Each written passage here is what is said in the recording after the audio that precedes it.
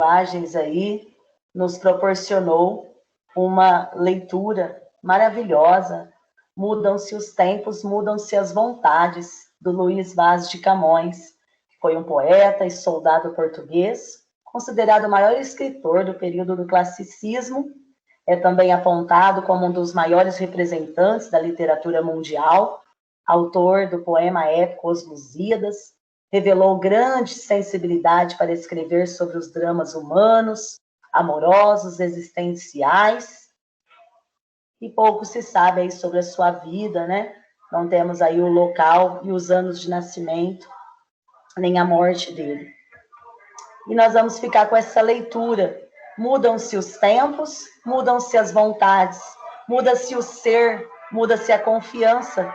Todo mundo é composto de mudança, tomando sempre novas qualidades. Continuamente vemos novidades, diferentes em tudo da esperança. Do mal ficam as mágoas na lembrança, e do bem, se algum houve, as saudades.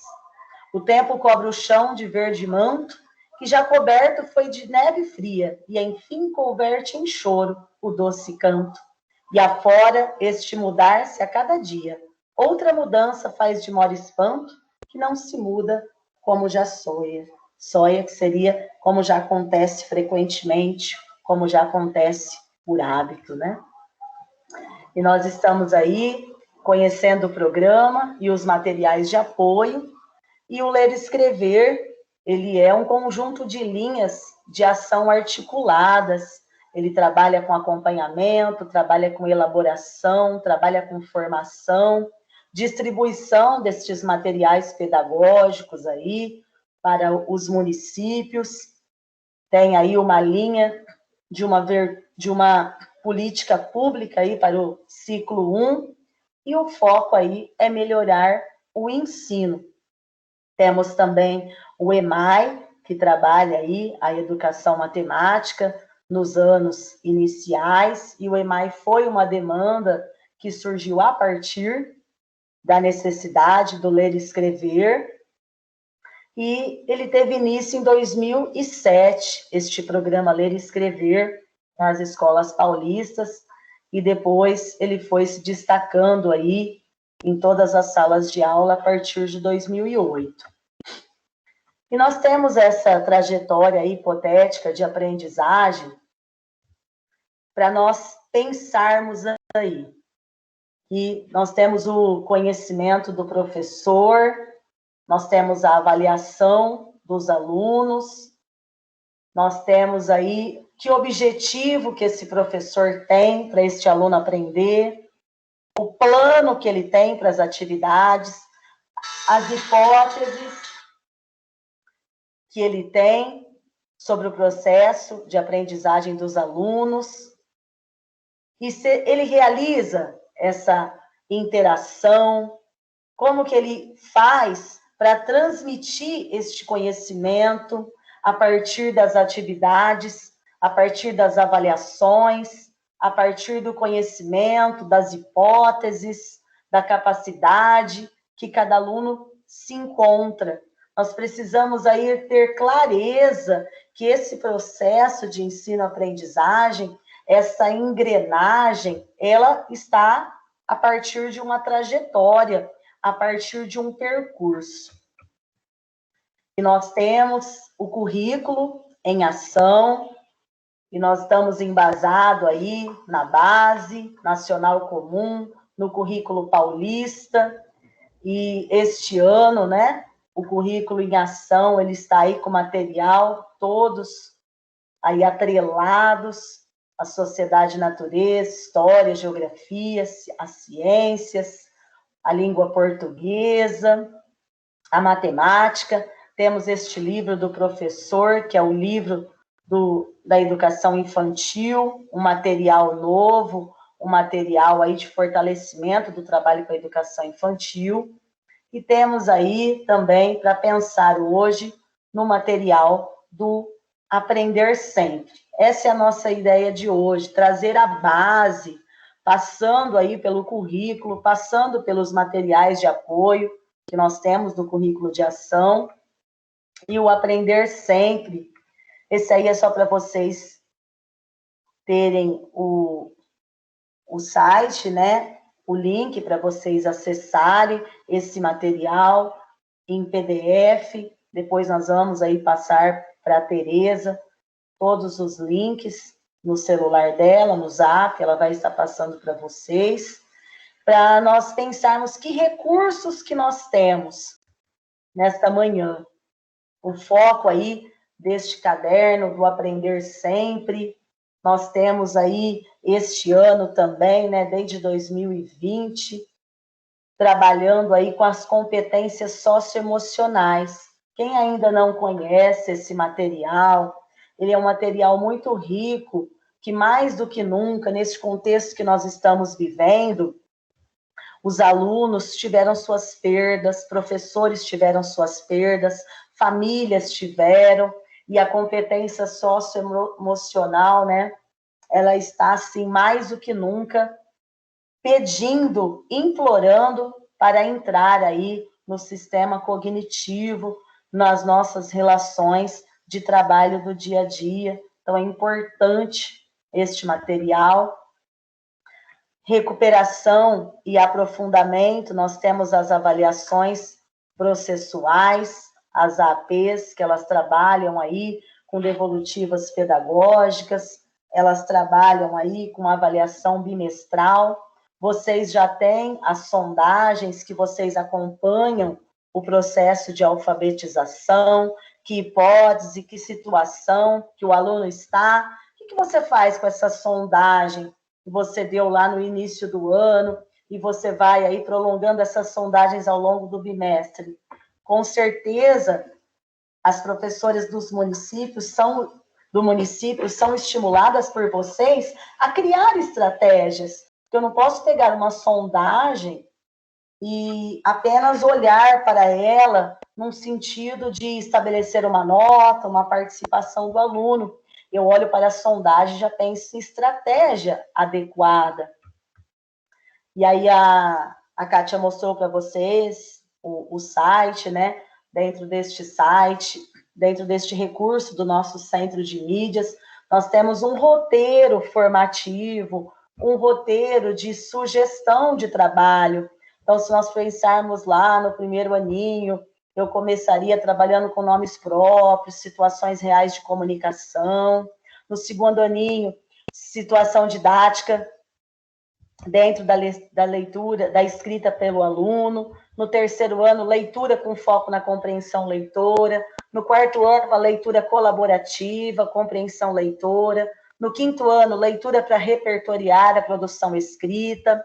Se nós pegarmos aí, nos debruçarmos sobre este roteiro formativo, sobre esse material, essa possibilidade de trabalho, nós vamos perceber que o trabalho está construído com o foco do ler e escrever, que é a prioridade da escola, que é o aluno ler, que é o aluno escrever, mas além disso, o que ele precisa ser? Ele precisa ser letrado, não basta ele estar alfabetizado quando ele chegar no quinto ano, que o aluno vai para o estado, né, vai para a rede particular, no sexto ano, não, ele também precisa se posicionar diante de um texto, interpretar, ele precisa se posicionar diante de um texto, que comportamento que este leitor está tendo. E aí o currículo paulista, ele trouxe para nós uma construção colaborativa.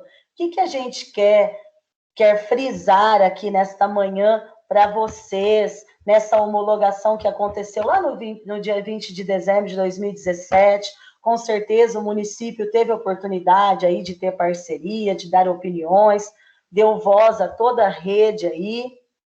Essa ideia de construção foi especificamente em mostrar que o currículo é pautado por competência e por habilidade.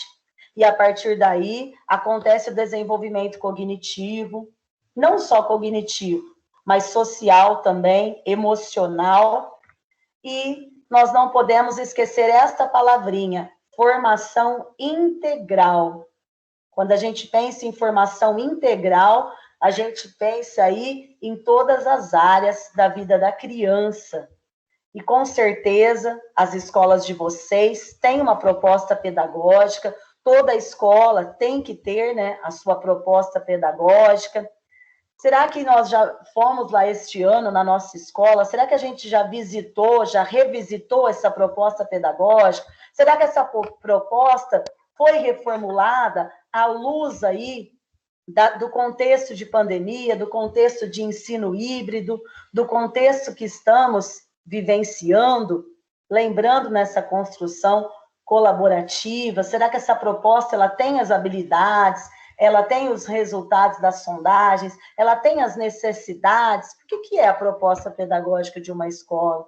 Ela é a cara da escola, ela é o cartão postal da escola, ela é a apresentação, ela mostra as necessidades, ela mostra o nome da escola, os objetivos que os gestores têm, que os professores, a meta principal.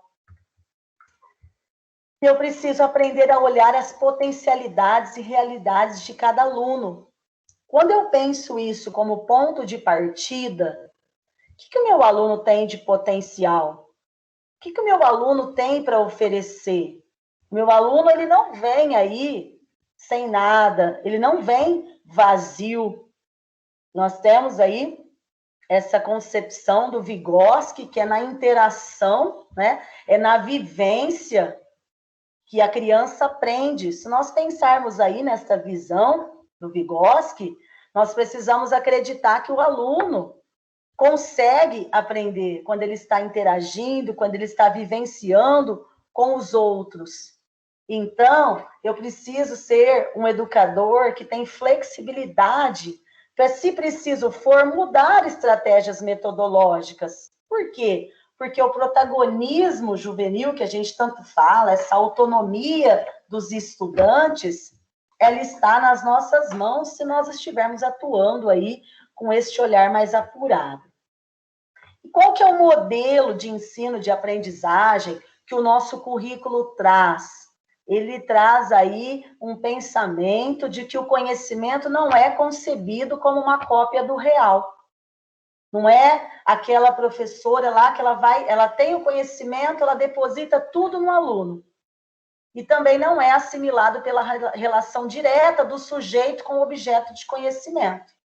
Nós percebemos que o nosso modelo de aprendizagem está pautado numa atividade mental. Eu preciso fazer o aluno pensar. Aquele aluno que está aprendendo, que está interagindo comigo, ele precisa organizar, ele precisa pensar nas informações, ele precisa ter acesso a isso que eu estou passando para ele, mas eu preciso problematizar. Ao invés de dar respostas, nós devemos estabelecer perguntas.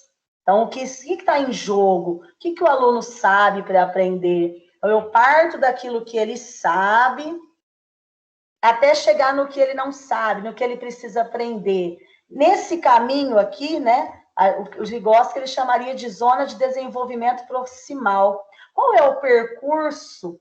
Qual é a situação? Qual é a metodologia? Qual é a forma que eu vou utilizar? Que intervenção didática que eu vou utilizar para que esse aluno ele esquematize, ele pense, ele produza ideias para chegar aí nessa aprendizagem, nesse conhecimento. E aí, na concepção de alfabetização, qual que é o eixo? Uma escola inclusiva. Quando eu falo de uma escola inclusiva, eu estou falando daquele aluno que tem capacidade, que tem competência, que tem uma família que ajuda, mas eu estou falando daquele aluno também muito quietinho, muito amoroso, muito gracinha, mas ele não aprende de jeito nenhum, mas ele é um amor de pessoa. Estou falando também daquele aluno que é hiperativo, ele é difícil, ele é inconstante nas suas atitudes, nas suas atividades. Estou falando também daquele aluno que aparenta ter algum problema, alguma dificuldade, que não consegue aprender. Então, como que eu faço, na minha concepção de alfabetização, para estabelecer esse eixo norteador dentro das minhas situações de aprendizagens, dentro do meu planejamento de trabalho. Aí eu penso aí, a escola precisa criar um ambiente e propor situação social do uso da escrita. Então, como o aluno ele precisa ter contato com textos. Só um tipo de gênero, eu vou trabalhar só fábula, eu vou trabalhar só relato, eu vou trabalhar só conto. Não, o aluno ele precisa ter contato com vários gêneros, ele precisa refletir sobre esses gêneros, o uso desses gêneros, que uso social que acontece com esse gênero, como que eu produzo, e aí ele vai construindo capacidade, e ele vai conseguindo participar em situações, e a gente chama isso de cultura escrita. Então, a cultura, ela é construída a partir do momento de vivência, a partir do momento de interação. E o professor, ele é o ponto focal. E nós vamos aí agora para pensar. Ler e escrever não se resume a juntar letras, nem decifrar códigos. Quando a gente pensa que a língua não é um código, a língua ela é um sistema, ela é uma identidade cultural, a gente vai pensar em ler e escrever para interagir com as pessoas, para interagir com os colegas, para interagir com a família, para interagir com a sociedade. Mas esse interagir, eu preciso o quê? Saber que eu posso modificar, saber que eu posso dar opinião, saber que eu posso pensar, saber que eu posso, de acordo com o lugar que eu estou, de acordo com as pessoas que eu estou. Então, se eu estiver num bar, eu vou falar de uma forma. Se eu estiver na igreja, eu falo de outra. Se eu estiver no trabalho. A criança, ela precisa ter contato com as várias possibilidades de utilização deste texto dentro de cada contexto, dentro de cada situação que ela vai vivenciar. E aí nós não podemos mais, olha, ele não aprendeu porque quem deu aula para ele no segundo ano foi a Maria. Ele não aprendeu porque, tadinho, quem deu aula no quinto ano, a professora ficou doente, teve problemas, uma professora maravilhosa, mas não conseguiu trabalhar. Eu não posso ficar justificando fracassos. Agora eu estou no segundo ano, eu estou no primeiro aninho, no terceiro, o aluno é meu. Que condições que eu vou criar para que o aluno tenha acesso, para que o aluno conquiste aí essa escrita. E quando eu penso isso, eu olho a língua como, e para uso escrito e falado, eu penso aí que ela é um sistema discursivo. E eu preciso me organizar para usar essa língua, para escrever, para falar, para estar aí atuando como um cidadão aí consciente. E nós vemos um grande desafio dos educadores, dos alfabetizadores, dos pedagogos, porque eu preciso ensinar o que é o básico que o aluno tem que saber nos anos iniciais. Olha, ele precisa saber o alfabeto, a forma gráfica das letras, os nomes, o seu valor sonoro. Mas eu estou planejando com intencionalidade? Qual é a minha intenção? Olha, eu vou colocar, então, Paula, os alunos diante de textos, para que eles conheçam aí o sistema de escrita alfabético. Não. Eu preciso saber que tipo de texto que eu vou escolher, que intenção eu tenho ali com esse texto, que situação de aprendizagem eu quero proporcionar, para que realmente esse aluno, ele desenvolva essa competência de ler e escrever. Porque senão eu vou pensar que ler e escrever é o aluno dominar o sistema de escrita. Não, ler e escrever é um processo que se prolonga pela vida toda. E ele tem aí participação em práticas, em várias áreas, em vários momentos da vida dele, até morrer. Então, quanto mais acesso a essa cultura, mais possibilidade de construção o aluno vai ter. Nós temos algumas sugestões dentro do material do Ler e Escrever, né, dentro do currículo em ação, que a gente chama de práticas de linguagem oral. Ah, Paula, mas de onde você tirou isso? Eu tirei do nosso currículo oficial, currículo paulista, e tirei também do caderno do professor. Então, rodas de conversa, para o aluno escutar, para o aluno narrar, saraus literários, apresentação para o aluno expor um tema, aí o aluno usa como suporte uma cartolina, uma transparência, um slide, participação nos debates, nas palestras, nos seminários, o aluno conversar aí em torno dos textos, o aluno dar a opinião dele daquele texto. Práticas de leitura. O professor, ele precisa ler para os alunos. Os alunos precisam conhecer contos, lendas, mitos, livros. Nós sabemos aí que tem famílias que trazem aí esse repertório, enriquecem, mas as famílias do século XXI, as famílias dessa década, nós percebemos que elas não têm tanto aí este estímulo, ou talvez o tempo, ou talvez algum impedimento, alguma barreira, mas o professor dos anos iniciais, principalmente, ele precisa propiciar essa leitura. Roda de leitores, leitura pelos alunos de diferentes gêneros textuais, montar um acervo na classe, momentos que os alunos tenham que ler as histórias, eles sejam colocados aí em posição para apresentar uma história, atividades em que eles consultem fontes de diferentes suportes, montar aí um acervo na sala de aula, com jornal, revista, enciclopédia, textos informativos. Momentos aí que eles vão ter atividade após a leitura, de comunicar com o colega, de trocar o texto com o colega, de fazermos uma devolutiva e de correção, de um observar o texto do outro, se preciso, tirando os nomes, para que eles não fiquem aí com vergonha, né, de mostrar o texto para o outro, ou selecionar um texto de um aluno, pedir permissão e reescrever aquele texto.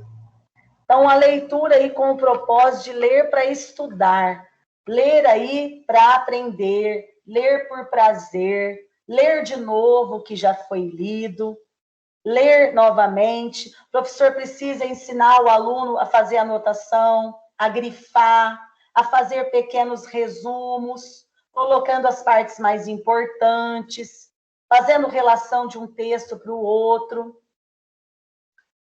E o compromisso com o desenvolvimento das competências. O nosso currículo paulista, ele traz aí, ele sinaliza a necessidade de decisões pedagógicas para desenvolver a competência. O que é isso? Mobilizar os conhecimentos, mobilizar os conceitos, os procedimentos, para que desenvolva habilidades. O que são essas habilidades? São práticas cognitivas e socioemocionais, atitudes, valores, para ele chegar a esse pleno exercício da cidadania, para ele estar aí no mundo do trabalho, ele precisa ter o conhecimento, ter a competência, ele precisa saber.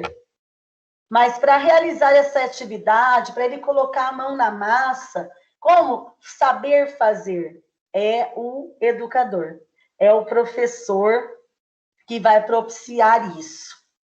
E aí, para nós embasarmos mais um pouquinho a nossa reflexão, a alfabetização dentro do currículo, ela é central na aprendizagem das crianças. Por quê?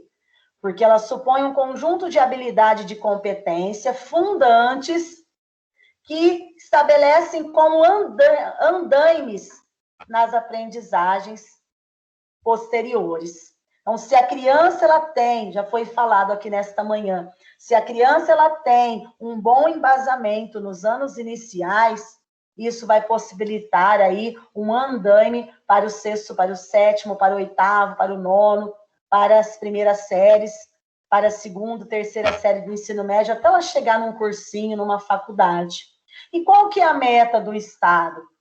A meta do Estado é que as crianças estejam aí, no final do segundo ano do ensino fundamental, do Fundi 1, as crianças estejam aí com essa competência, com essa alfabetização realizada.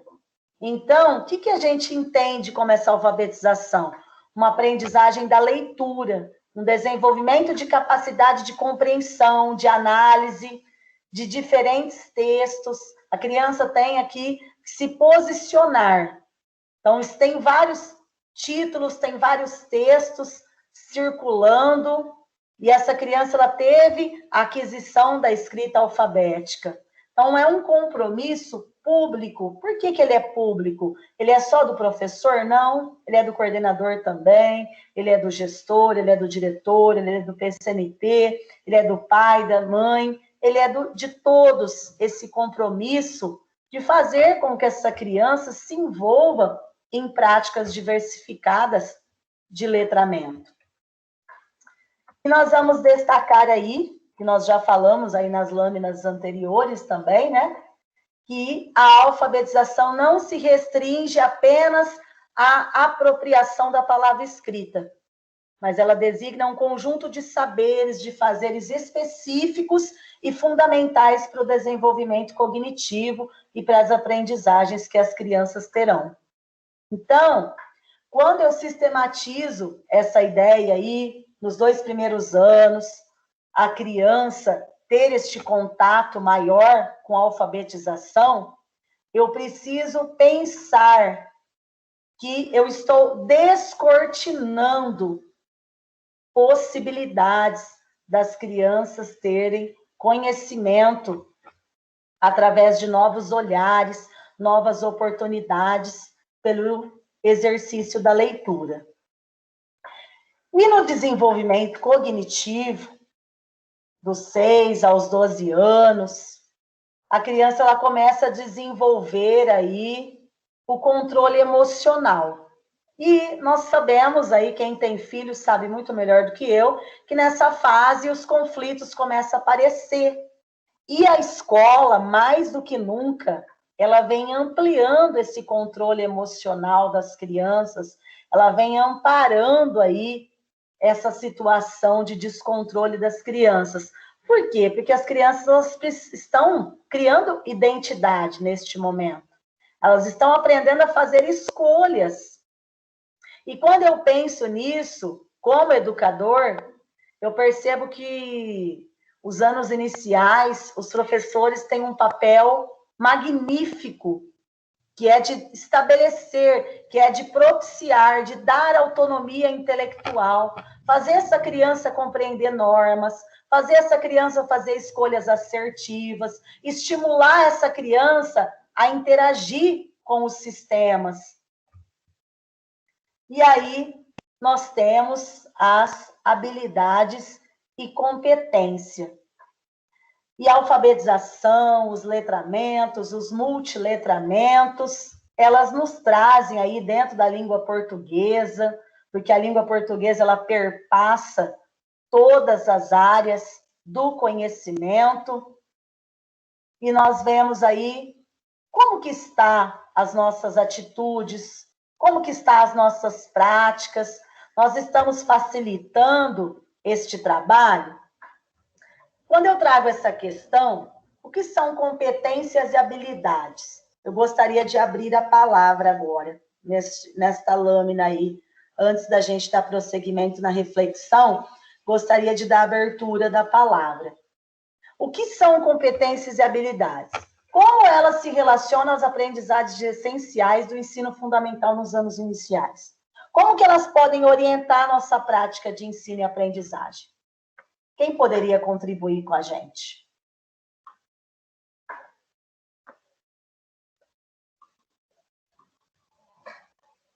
Tem alguém que gostaria de falar?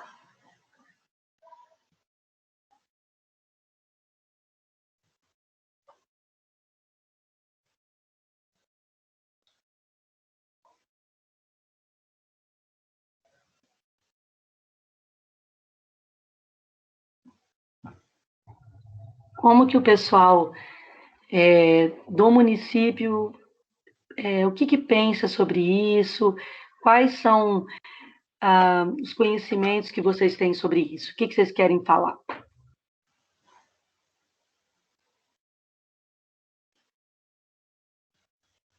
Vamos interagir um pouquinho.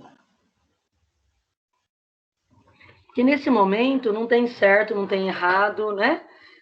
São as percepções que nós temos. Então, a vista da conversa, como eu disse lá no começo, é o nosso diálogo formativo, né? Então, não tem certo, não tem errado. É aquilo que nós temos de conhecimento, que a gente está aqui aberto, pronto para aprender com vocês, né? Compartilhar esses momentos e dialogar, que a gente aprende, a gente cresce, a gente abre mais o nosso leque de entendimento quando a gente dialoga, né? A Tereza abriu o microfone, quer falar, Tereza? Não, eu falo que é tão complexo quando a gente fala, né, de competências e habilidades, né? Às vezes a gente acha até um pouco confuso. Mas eu entendo que a competência ela está totalmente vinculada aí às habilidades, né?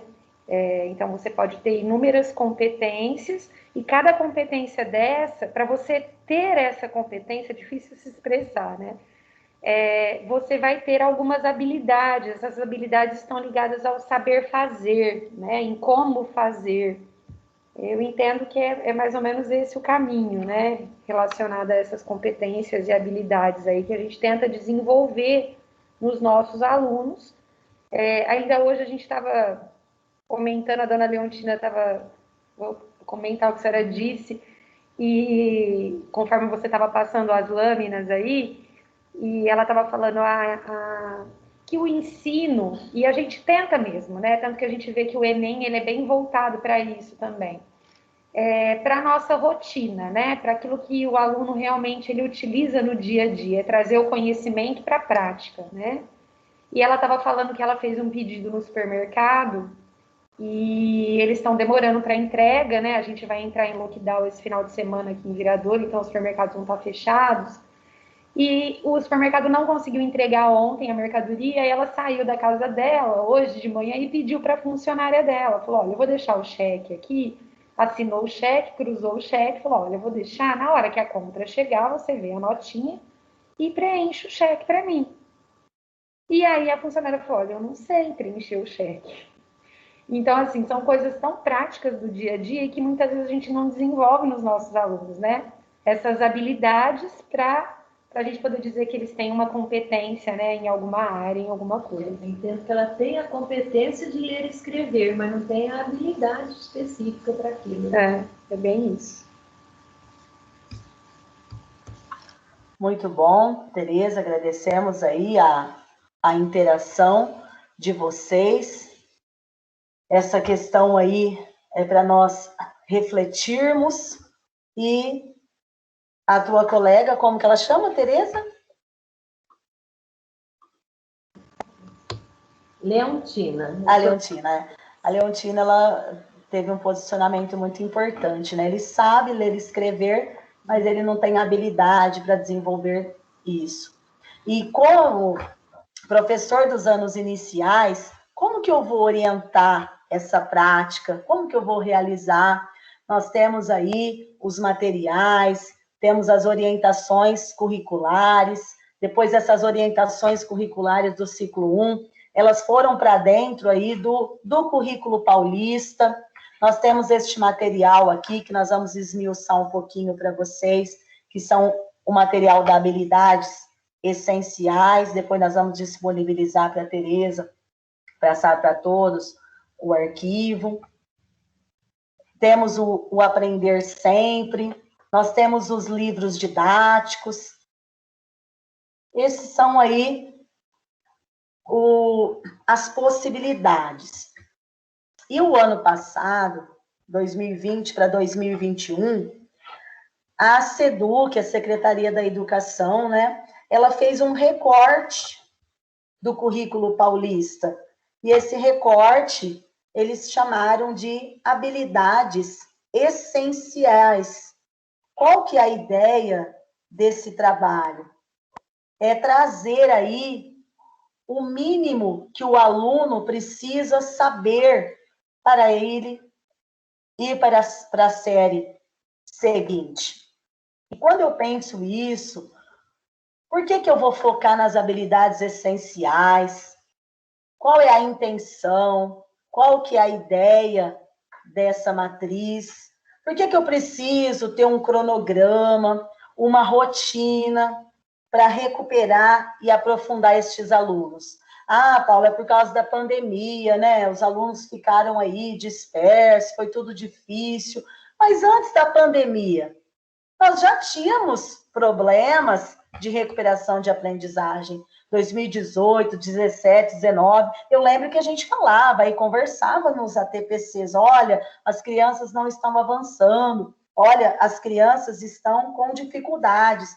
Quando eu falo em trazer aí a matriz de habilidade essencial, é possibilitar que essa criança tenha uma recuperação.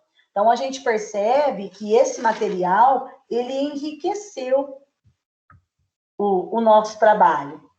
Mas o contexto aí da suspensão das aulas, o contexto aí da pandemia, o tempo pedagógico foi reduzido. A criança ficava determinado tempo na escola. Agora, tem escola trabalhando por rodízios, agora vocês vão entrar aí no lockdown, as crianças estão mais em casa, e nós percebemos o quê? Que as defasagens, elas aumentaram. Só que o município, ele tem uma demanda, o município, ele tem uma necessidade. Vocês conhecem as turmas, vocês conhecem aí as capacidades de cada aluno. E quando a gente vem apresentar para vocês hoje esse modelo de habilidades essenciais, a gente quer que vocês considerem, né? Nós queremos que vocês considerem o diagnóstico das sondagens que vocês já têm, mas tomem posse dessas habilidades essenciais para que o aluno avance. E vocês poderiam falar, ah, Paula, mas olha, essas habilidades essenciais que você vai apresentar aí, que eu vou ver o material, talvez ela não casa com as habilidades essenciais dessa turma, da minha escola, mas você pode atrelar aí dentro do currículo paulista e ver o que é melhor. Por quê? Nós temos aí, nesse material, né, no ensino fundamental dos anos iniciais, nós fizemos um recorte aí do caderno do professor, das habilidades para o primeiro bimestre. Então, um aluno lá da língua portuguesa, dentro desse material aí, das habilidades essenciais, o que ele precisa saber no primeiro bimestre? Olha, ele precisa produzir em colaboração com os colegas e com a ajuda do professor listas, avisos, convite, receita, instruções de montagem, legenda, ilustrações.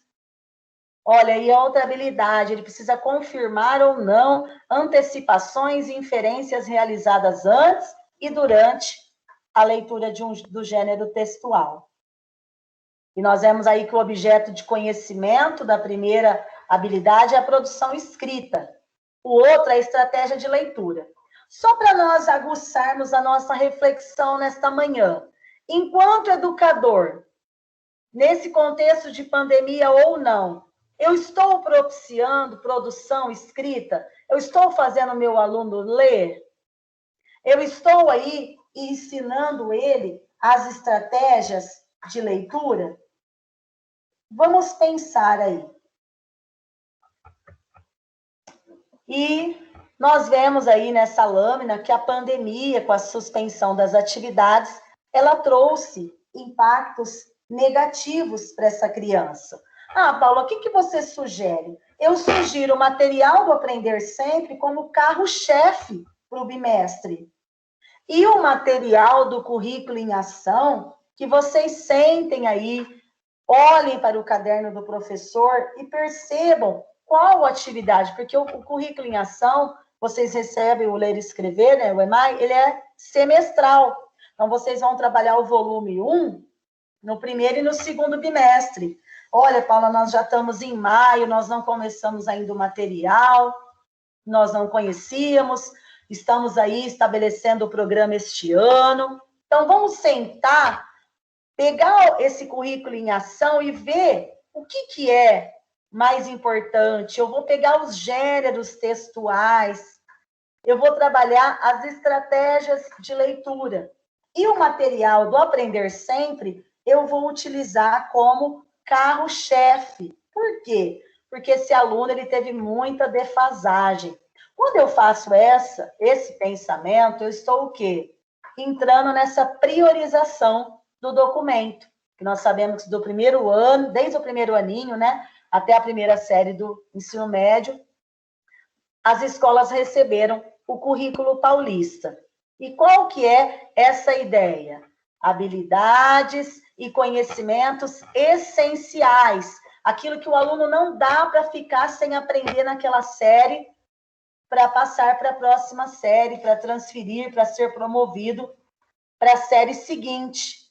Então, o que o aluno vai precisar, juntamente com o seu professor?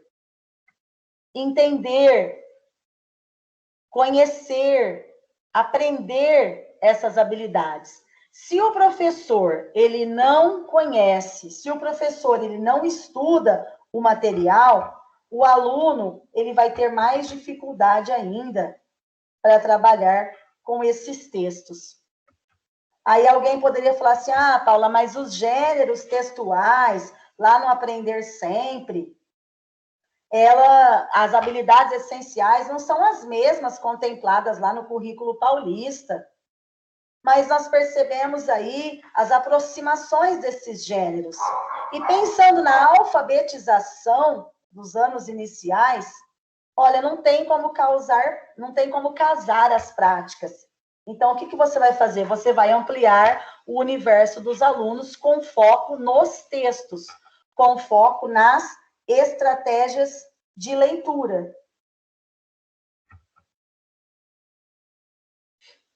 Aí nós temos essa lâmina, né, que nós trabalhamos aí também com o pessoal do Fund 2, que nem todas as habilidades presentes no documento do currículo em ação estão na matriz de habilidades essenciais. Então, o que a gente sugere? Esse material do Aprender Sempre como aí um carro-chefe para vocês recuperar esses alunos.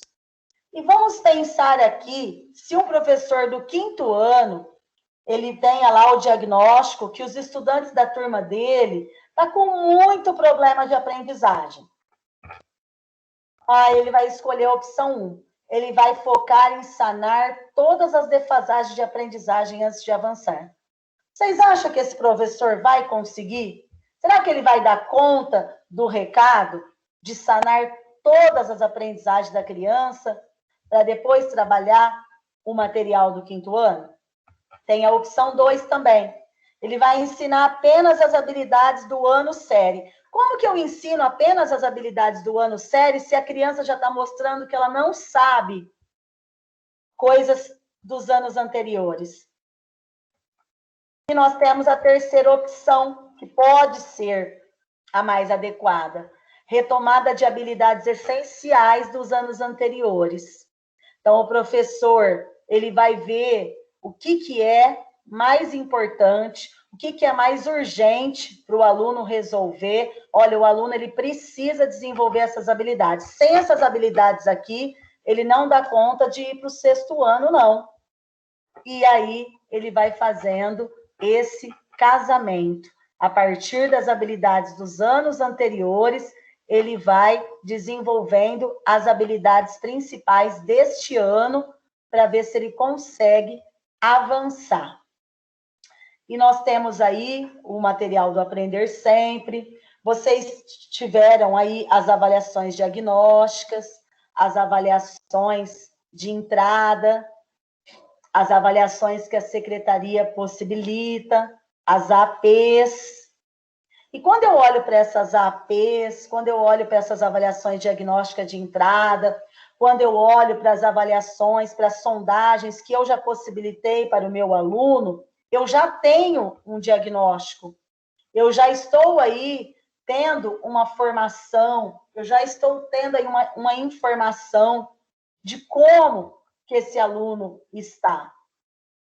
E o Aprender Sempre, o foco dele é língua portuguesa e matemática. Ele cobre as habilidades essenciais, que nós sabemos que a matemática, a língua portuguesa, ela perpassa todas as outras áreas do conhecimento, né?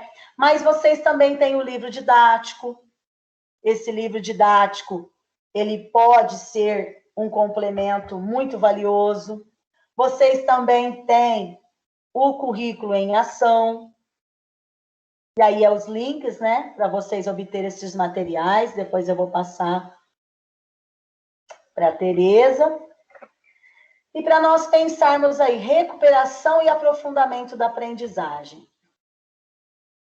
Nós temos o currículo, que falamos nas primeiras lâminas. Nós temos as avaliações internas, que cada professor, cada escola está realizando. Nós temos aí este cuidado de acompanhamento, que vocês, coordenadores, com certeza fazem com excelência, de não deixar nenhum aluno para trás. Vocês têm materiais impressos, vocês têm materiais digitais, vocês têm aí formações com as coordenadoras. Agora nós vamos começar as formações aqui com o apoio da diretoria para vocês. E nós temos aí, que a PCNP Cat apresentou, ela iria apresentar agora, né, mas ela apresentou antes por causa da demanda dela, que é o site do Centro de Mídias, que ele está possibilitando aí nós adentrarmos. O que a gente quer refletir com vocês? Olha, nós estamos em contexto de pandemia, as coisas estão difíceis, mas nós temos uns princípios didáticos. Esses princípios, eles não podem se perder. E quando eu olho aqui, nós vamos fazer uma breve análise do material. Eu escolhi aqui o caderno do professor do primeiro aninho. Quando eu olho aqui, nós vamos ver o bloco 1. Ele trabalha com a concepção de alfabetização. Nesse primeiro bloco aqui, o que o professor precisa pensar no planejamento dele? Ele tem que ter a atividade habitual de alfabetização. Então, ele vai trabalhar com leitura e escrita de nomes, ele vai trabalhar com atividades envolvendo a escrita de próprio punho pelos estudantes, vai trabalhar com escrita de lista, de títulos, de legendas, vai pesquisar outros textos aí para fazer essa atividade. Ele vai propor que o aluno escreva de acordo com a hipótese de escrita, que o aluno reflita sobre esse sistema alfabético, ele vai fazer com que ele troque informações com os outros colegas.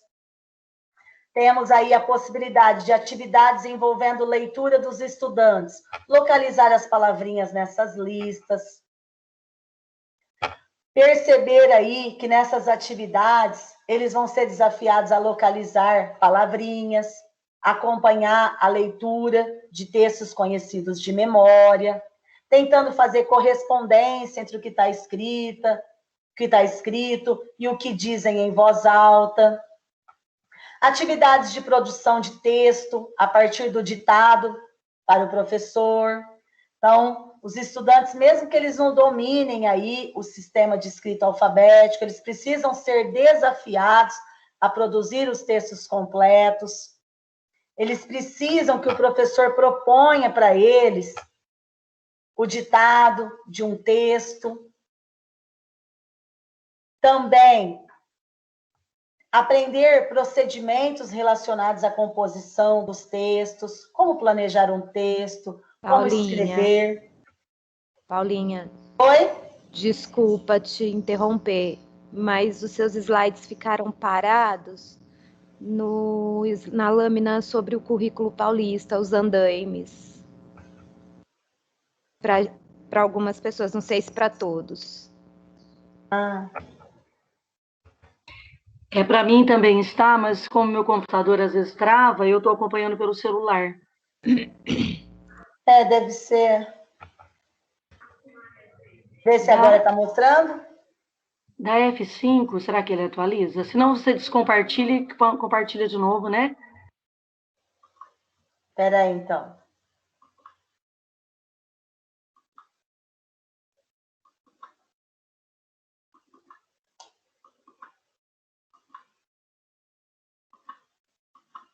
Tá aparecendo? Descompartilhou sua tela, isso. Compartilha de novo aí.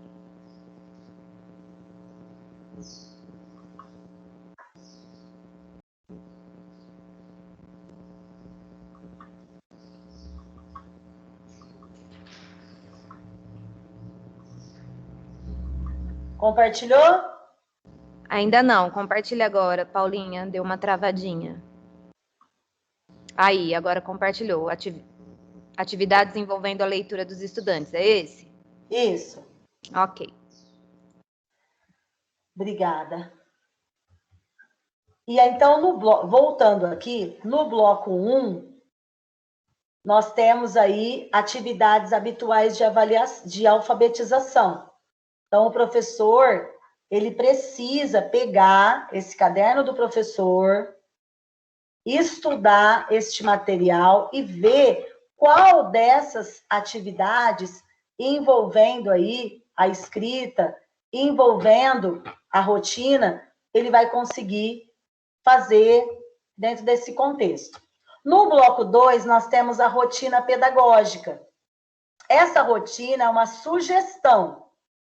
Então, olha as atividades habituais de alfabetização, análise da escrita. Eu tenho que fazer quando? Todos os dias.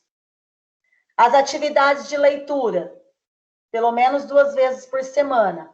A sequência didática, 2 vezes por semana. Isso é um exemplo. O projeto, 2 vezes por semana. A leitura em voz alta, todos os dias. A leitura pelo estudante. Quando você traça esta rotina pedagógica, você começa a criar uma linha, um percurso de trabalho com o seu aluno. Aí no bloco 3, nós temos as habilidades contempladas. Olha só, ler e compreender diferentes textos do campo artístico, literário, contos, fábulas, lendas, identificar na leitura de textos de campo artístico, literário, os contos. Então, olha só, o aluno vai ler e compreender, depois ele já vai identificar os elementos da narrativa, reconhecer que os textos literários fazem parte do mundo da ficção, apresentando uma dimensão lúdica, relacionar o texto verbal a ilustrações, a outros recursos gráficos. Aí nós temos aí a primeira atividade do caderno do aluno, que é o conto João e Maria. Olha, como que eu vou fazer com esse conto? Você vai ler para o aluno, você vai explorar primeiramente o título. Você tem uma figura aqui, pergunta para o aluno o que ele pensa dessa figura. Depois que ele relatou, o que ele acha que o texto vai falar a partir desta figura. Aí você lê o texto, você lê o título. A partir do título, levanta as hipóteses com essa criança. O que ela acha que o texto vai falar? O que vem na ideia dela? Lê só a primeira parte do texto. Deixa eles lerem uma vez sozinhos. E os encaminhamentos e os planejamentos que também tem no material do professor, que é sugestão. Antes da aula, o que eu vou fazer? Olha, eu preciso ler o texto, eu preciso me apropriar do texto, eu não posso passar esse texto sem conhecer o texto para os alunos. Eu preciso explorar o título. Se você tiver possibilidade, mostra a capa do livro, mostra os autores, mostra o ilustrador do livro, a editora. Proponha que a partir do título, do autor, da capa, o estudante antecipe o conhecimento. Só depois você lê a história. Ah, pode ter interrupções? Pode, mas não muito interrupções, porque senão pode atrapalhar o trabalho. Vai lendo até o final, estimulando essa criança. E quando você finalizar essa leitura, proponha aos estudantes comentar as impressões do texto, o que eles acharam, de que parte que eles mais gostaram, por que eles gostaram. Então, quando você procura, né, e vai procurando explorar esses comentários com outras perguntas, automaticamente você já vai desenvolvendo ali habilidades na criança, a partir da escuta dela, a partir da atenção, porque as crianças elas tendem a falar assim, eu gostei, eu achei legal. Mas só gostar e achar legal não é uma resposta concreta. Nós estamos aí construindo esses leitores, estes futuros escritores, né? Então, a partir das suas perguntas, você vai possibilitando aguçar as ideias dessas crianças. Termina a leitura, propõe aí um reconto, propõe aí uma dramatização. E alguém poderia falar assim, e se os estudantes perguntar pelo significado de palavras que eles não conhecem? Então, é comum, né, não sabermos o sentido, os significados de alguma palavra, né? Então, se a gente sugere sempre, como nós estamos aí construindo conhecimento, que o professor, ele não dê o dicionário na mão do aluno, que o professor, ele não dê a resposta pronta do significado da palavra, que o professor estimule esse aluno a ler de novo aquela frase, ler de novo aquele texto. Será que dentro do texto, dentro do contexto ali, ele já não tem uma ideia do que pode ser, do que pode significar esta palavra? Em último caso, a consulta do dicionário. E se houver alunos que se dispersam em atividades coletivas? Aqueles alunos que não conseguem se concentrar numa atividade coletiva. Quando a gente está no presencial, né, que os alunos estão aí no rodízio conosco, a gente sugere colocar eles mais próximos de nós, né? Estimular a conversa depois da leitura, estimular aí o que eles pensam, por que eles pensam, o que eles acham, achar engraçado, achar triste. Tentar aí esmiuçar mais este conto, mais este texto, mais esse gênero que você está trabalhando, pensando aí na compreensão desta criança, pensando aí no envolvimento dela. E aqui nós temos o material do Aprender Sempre. E nós trouxemos para vocês umas habilidades que estão aí neste material.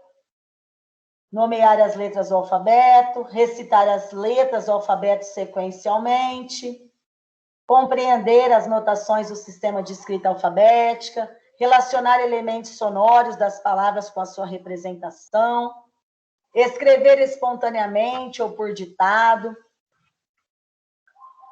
palavras e frases de forma alfabética, usando letras, grafemas, comparar o som e a grafia de diferentes partes.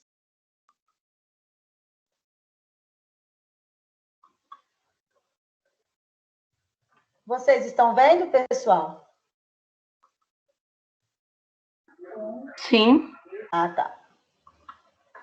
E quando eu analiso aí essas habilidades, essas são as habilidades aqui, essas são as essenciais que o material aí do volume 1 do primeiro aninho, como exemplo, nós trouxemos. Seria o mínimo que o aluno precisa para avançar para o segundo bimestre. E nós temos uma sequência didática. Essa sequência didática, eu preciso ler o tempo que eu vou usar, eu preciso conhecer que material que eu vou utilizar. Então, aí a primeira sequência, ela trabalha com os nomes próprios, né? O aluno tem que localizar o seu nome nas tarjetas, pintar as letrinhas do seu nome, e depois ele escreve aí embaixo as letras que compõem o seu nome. Mas eu tenho clareza dessas habilidades que está sendo cobrada nessa atividade aqui? Quais são essas habilidades? Nomear as letras do alfabeto, recitar as letras do alfabeto sequencialmente, escrever espontaneamente ou por ditado as palavras e as frases de forma alfabética. E quando a gente pensa nisso, nós precisamos aí trazer alguns princípios didáticos, que vocês poderiam me falar assim, ah, Paula, mas a gente está em contexto de pandemia, não tem como trazer o aluno para mais perto, eu acho que eu vou enviar para eles uma família silábica, eu vou enviar aí um texto curto, que a família possa ajudar, eu vou enviar um treino de letra cursiva, eu tenho mais segurança que a criança ela vai fazer sozinho. Mas nós estamos numa situação atípica, estamos, mas toda situação atípica, ela exige o quê? Que a gente se reinvente, que a gente faça diferente. Mas esse reinventar, pessoal, ele não pode invadir o campo do princípio didático. Eu estou aí com 4 habilidades, eu estou aí com 3 habilidades, eu estou com um número X de habilidades no material para desenvolver com essa criança. Então, o fato do contexto que nós estamos vivendo, ele não pode mudar a concepção de aprendizagem só porque mudou o suporte. Antigamente, nós tínhamos aí o suporte, que era a cadeira, a mesinha, a lousa, todo mundo lá junto, todo mundo interagindo. Mas aquela interação que eu tinha no presencial, agora eu tenho através da televisão, eu tenho através do vídeo, eu tenho através do WhatsApp. Eu estou, assim, buscando caminhos. Eu acredito que todos nós estamos buscando caminhos aí para adentrar nessa criança. E quando a gente pensa em ensinar ele a trabalhar com o alfabeto, eu preciso ter a consideração que a criança, ela pensava lá do meu lado na presencial. Ela pensava lá junto comigo na sala de aula. Mas ela continua pensando lá na casa dela. Ela continua tendo possibilidade de aprender lá na casa dela, porque nós estamos com um sujeito em construção de conhecimento. E a gente não pode perder o foco do nosso trabalho com o eixo da leitura, com o eixo da construção da alfabetização, com o eixo do letramento, porque o aluno está na casa dele. Aí alguém vai falar assim, ah, Paula, mas como que eu vou fazer? Bom, eu entendi aí, você falou que você deu uma ideia, né, uma sugestão que nós demos, que seria priorizar o material do Aprender Sempre como carro-chefe aí, e pegar os textos, pegar algumas sequências do material do currículo paulista para trabalhar com os alunos.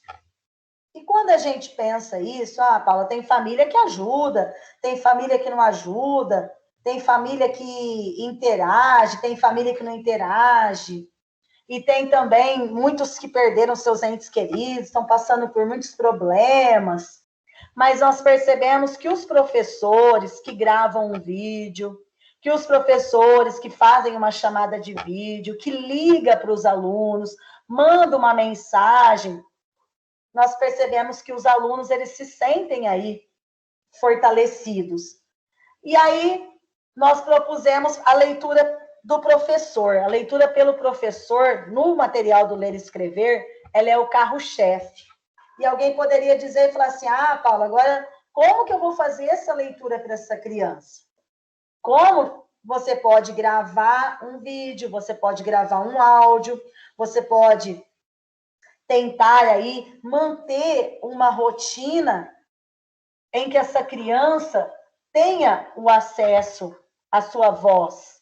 Ah, Paula, eu não tenho como, não tem como a gente dar celular, dar zap, fica meio complicado. Ah, mas você tem o WhatsApp dos pais? Ah, eu tenho o WhatsApp de alguns pais. O mínimo que nós conseguirmos, mesmo que não atinja todos os alunos, nós precisamos gravar um áudio de texto com a nossa voz, porque o aluno se sente melhor. E nós temos também aí a possibilidade de fazer o aluno ler em casa. O que eu sugiro lá na rotina pedagógica, que se nós formos voltar naquela lâmina?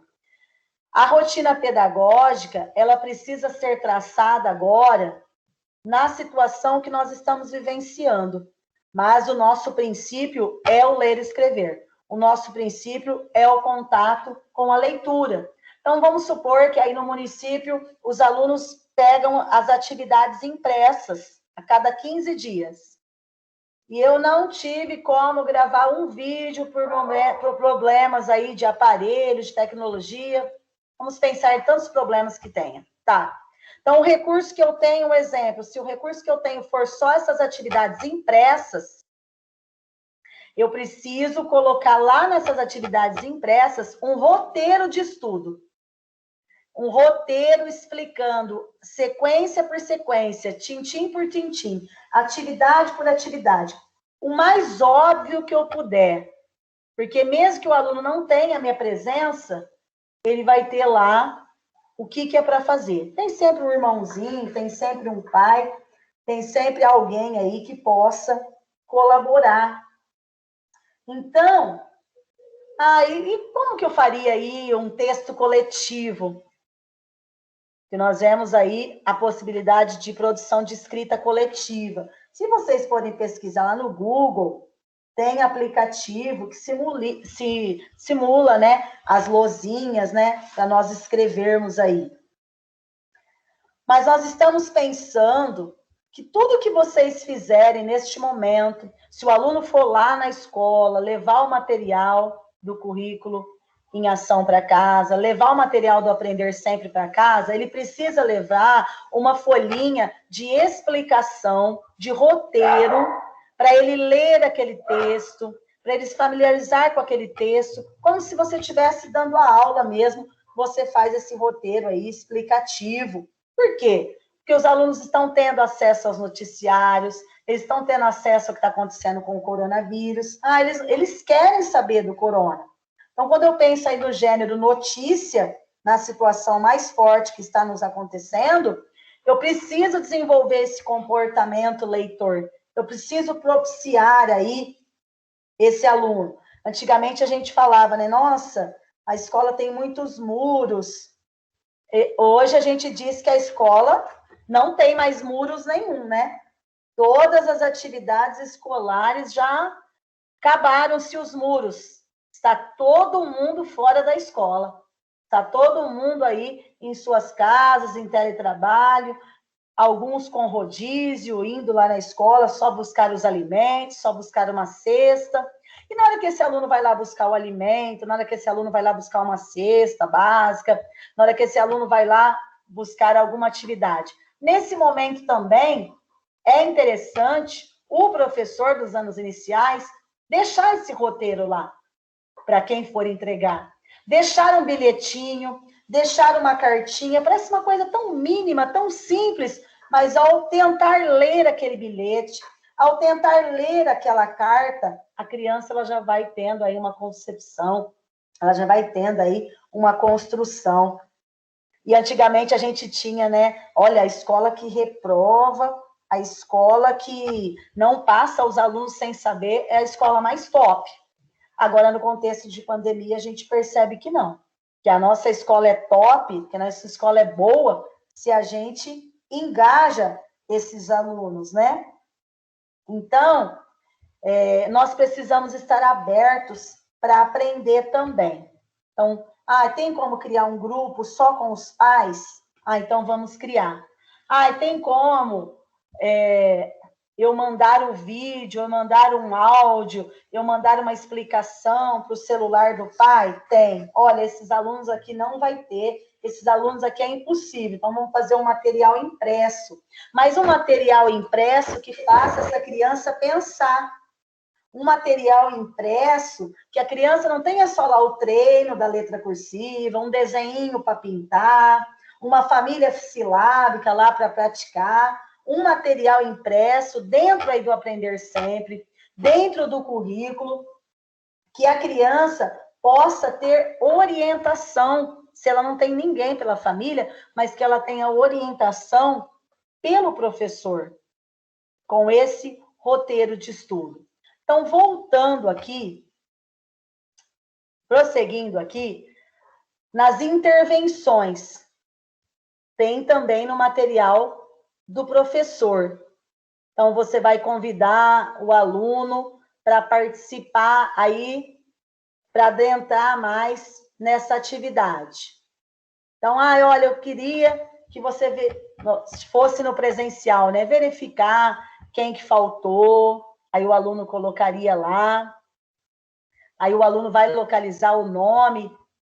Lá na sala de aula a gente tem, né, as tarjetinhas dos nomes das crianças, mas você pode mandar nesse contexto o roteiro para ele lá, o nome de todo mundo que estuda na escola, para ele lembrar dos coleguinhas também.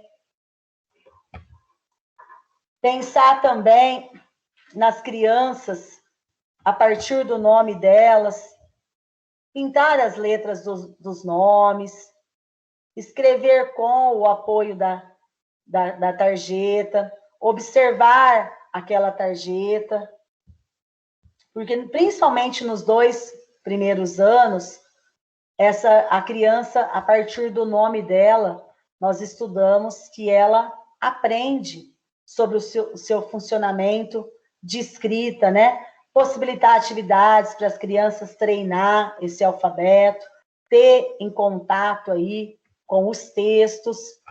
E quando eu volto aqui no material do professor, você vai ter o passo a passo aí no bloco 1, as atividades habituais, que tipo de atividade realizar. Você vai estabelecer aí uma rotina de fazer as crianças lerem diariamente. Tem o projeto didático. O projeto didático, ele é muito rico e dá para trabalhar em contexto de pandemia, mesmo com as crianças buscando material impresso, se esse projeto didático tiver o roteiro explicando.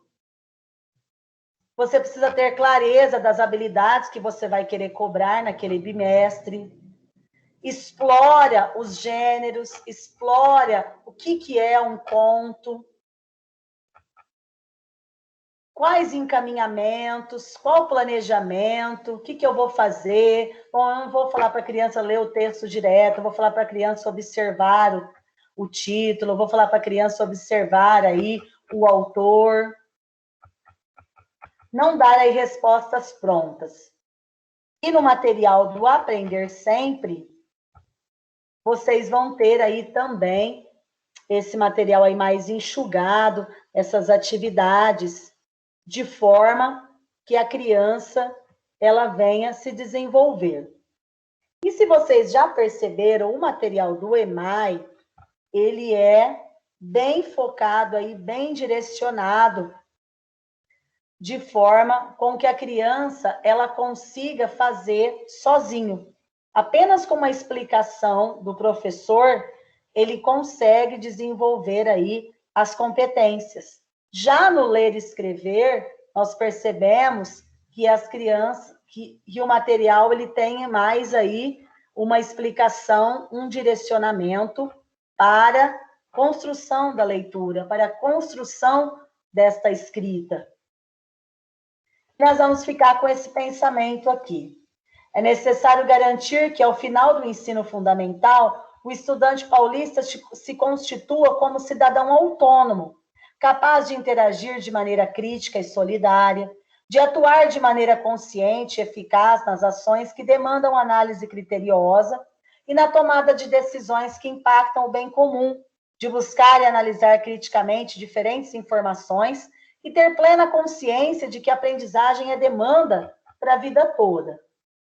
Essas são as nossas referências, né, bibliográficas, que nós queremos aí pedir para vocês utilizar estes recursos que tem no material do aluno, no material do professor, fazer esse roteiro de estudos, sentar aí com as equipes, ver o que é possível, se é um grupo de WhatsApp, se é enviar os vídeos, que veículo aí de comunicação, de aproximação nós vamos ter com essas crianças para que elas continuem avançando, porque nós não podemos esquecer o nosso compromisso, o nosso princípio didático, que é fazer as crianças ler e escrever.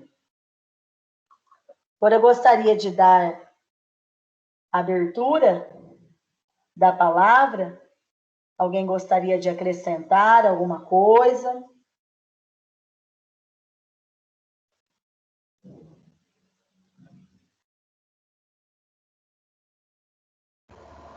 Oi, Paulinha. Pode falar, Herê? Eu posso parar a gravação?